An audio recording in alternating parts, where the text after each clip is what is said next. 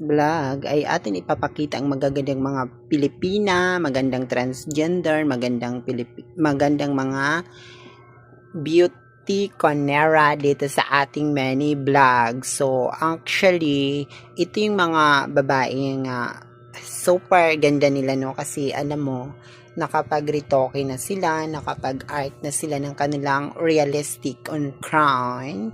Supposed to be, marami silang enhance the perfection your hands body.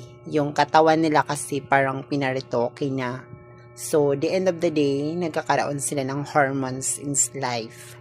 So, kaya nagkakaroon sila ng magandang pangangatawan. Pero physically, lalaki pa rin sila in the first place. Kasi pinanganak sila born of lalaki, no?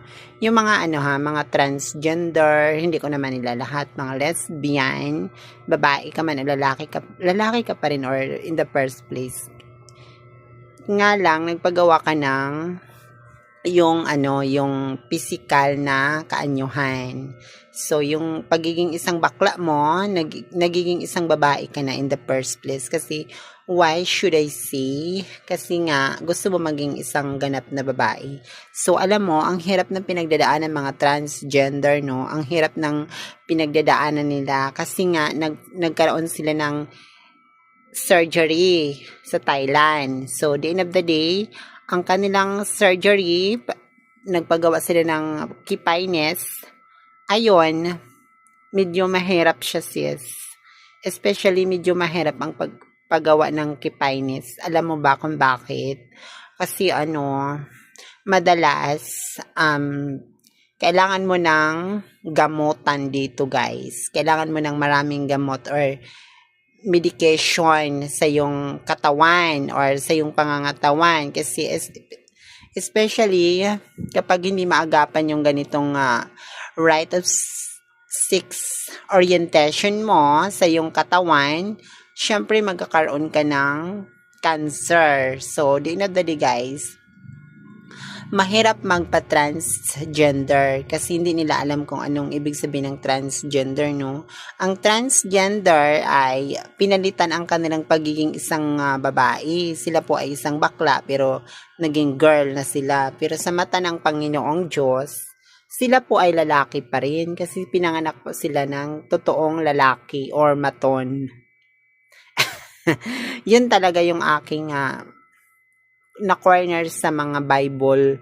Yun talaga yung nabasa ko sa Bible na kapag pinanganak kang lalaki, lalaki ka pa rin. Pag pinanganak kang babae, babae ka pa rin, di ba? Yun lang guys. Just recently, that's another question about the physical recoveries. Eventually, yun talaga yung ng mga transgender. Pero, deep inside, nakakalungkot nun. Pero, ang mga transgender ay masisipag. Meron silang kakayahan maging isang artista or like this, magiging isang beauty queen. So, kagaya ni Miss Macatrina Ligado. Si Miss Macatrina Ligado ay nasungkit niya ang Super National 2026. Ngayon ay lalaban po yung mga veterana sa Queen of Island dito po sa Philippines. So, gaganapin po yung coronation night sa darating po na mga buwan. So, especially inviting ito po yung mga sumasali, si Angela Simosa, tapos si Ariana Arreda, yung beautiful, tapos si Gasini Ganados. Then marami pang iba na sasali dito guys. Karamihan dito guys ay veterana na sila sa mga pagdating sa pageant. Specific timing lang, no? Kasi ang gaganda talaga ng kanilang beauty appearance pagdating sa aura. When we see question and answer portion, how to deliver encouragement about the safety pieces we had to motivated in characteristic pagdating sa Q&A portion. How to handle the situation in my participated about the safety pieces. Diba? Yun naman talaga ang tinitingnan ng mga judges, yung aura or physical happen or physical fate.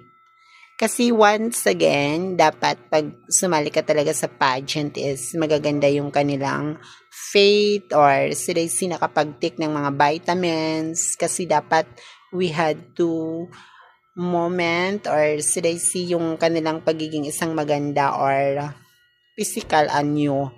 Ang kagandahan ay nagmumula sa puso yung pagsagot sa Q&A portion. Ayun guys, ang mga veterana ay sumasali sila ngayon sa darating na labanan sa Queen of Island. Especially East Island, no? Islands. Thank you so much and support.